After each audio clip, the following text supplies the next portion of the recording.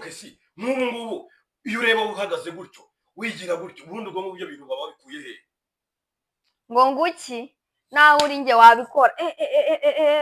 urabona kuntu wabaye naho twebwe twadusize urabizi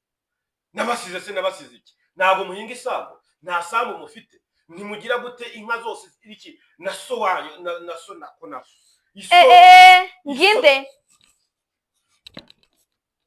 nginde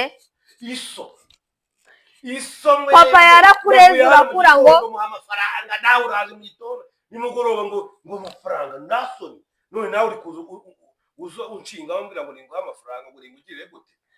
papa yarakureze urakura ibi byose ni ukubera papa ariko iso papa wambyaye iyo utamugira cyangwa agakubyare ubu ufite ibi byose